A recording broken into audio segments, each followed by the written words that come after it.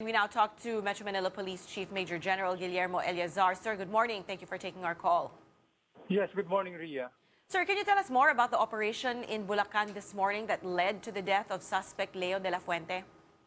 Yes, Ria, actually we have conducted lightning raids, total of 5 targets, 2 in Caloocan and 3 here in Bulacan, 2 in Marilao and 1 in San Jose del Monte.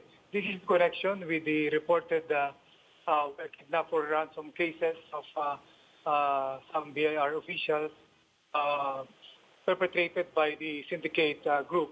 Actually, we have some facing because of the apparent refusal of the victims to come forward with actually involvement. So we have to conduct a operation.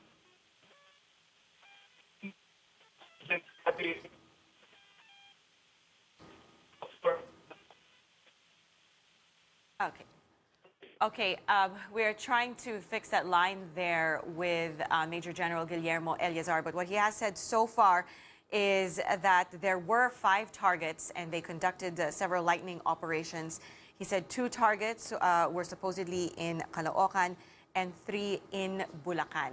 This operation, which killed the mastermind behind the kidnappings, has been killed as of early this morning. This operation was also carried out by the PNP and CRPO together with the PNP in Region 3 as well as the anti-kidnapping forces. Okay, I do believe we have Major General Eleazar back on the line. Sir, again, could you please tell us what exactly happened this morning in the operations that killed this suspect, Mr. De La Fuente? Yeah, just like what I've been saying, we implemented 5 search warrants on different locations, 2 in Caloocan and 3 in Bulacan, which are safe houses of members of syndicates who are kidnapping or abducting BIR officials in exchange for ransom. And during the operation, on 1 target in Marilao, Bulacan, after an unarmed encounter, we killed one of the main players identified as Leo de la Fuente alias Maniac, and we were able to confiscate 8 high-powered firearms. We were also obtained several or few pairs of uniforms, PNP uniforms, which were being used by the groups in their perpetration of the crime. In one of the vehicles, there were 3 vehicles and 1 motorcycle. We were able to seize also 1 empty vault and other voluminous documents which we're going to exploit. We believe that the firearms as well as the motor vehicles recovered were used on other, not only kidnap-for-ransom cases, but other crimes. So together with the anti-kidnapping group, as well as the high patrol group, and of course the Police Regional Office 3, we will be conducting follow-up operations through this breakthrough that we have in order for us to pursue legal offensive against these members of criminal syndicate. Okay, sir. So to clarify, you have only killed 1 of the suspects. Is it safe to say that the other 4 are still at large? On 1 of the targets, we arrested 3 suspects. The main target was not there, but we arrested 3. So on other 3 targets, so far we haven't, the suspects were not around, but search is still ongoing for the evidence that we can obtain, which will be used in the filing of appropriate charges against the identified suspects.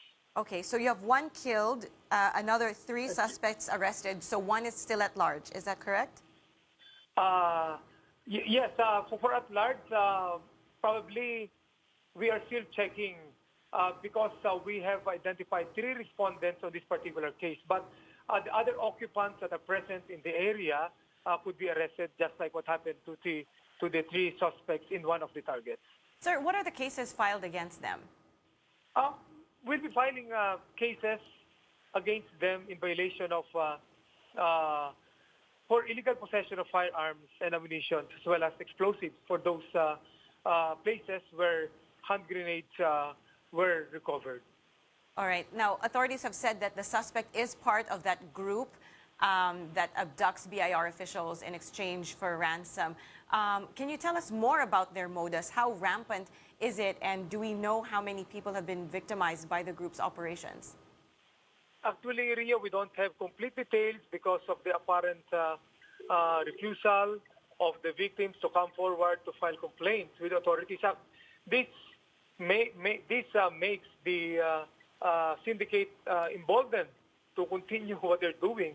But we cannot just do nothing but to conduct case-with operation against them. The modus for them is to accost the victims by members of the gang, most of them wearing police or military uniform. Pero while it is true na, there are some members who are actually police personnel who are on a wall, or there is one retired military personnel and other are members of guns for hire syndicate. So they accost and abduct the victim either while traveling in their vehicles or subjected to a home invasion type attack, pinapasok yung bahay.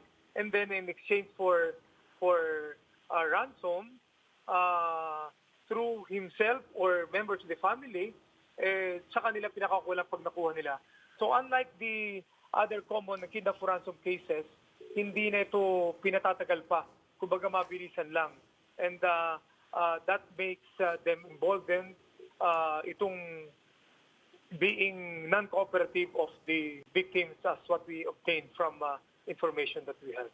Well, certainly it's very concerning to know that the group is supposedly made up of some police officers who have been AWOL, as you mentioned. How is the police force planning to crack down on other members of this group? Now that we have a breakthrough on this, and we've got information, some validation also on our previous intelligence that we have, we will run after them, filing appropriate cases and conducting appropriate action. I believe that with this breakthrough also, we will now encourage the victims will be encouraged to cooperate with us, so that through this legal offensive, we can conduct a crackdown against the other members of the syndicate. Sir, how long has the PNP known about this group that's been operating, and how long have you been in pursuit of them? Well, in my case, in NCRPO, I've known this for a year, but we are hard up in getting information because of what I have said. But just like what I've mentioned earlier, we have to do something about this. That's why, through our own effort, we have obtained information and leads to pursue this legal offensive. And most of the cases that have been reported have occurred or perpetrated here in Metro Manila. That's why we take the lead to conduct the investigation in coordination with anti-kidnapping group. And during the implementation, of course, we have to include the Highway Patrol Group and the Police Region Office 3, having the jurisdiction over them on some of the targets that we have. All right. Thank you very much for speaking to us this morning, NCRPO Chief Major General Guillermo Eleazar.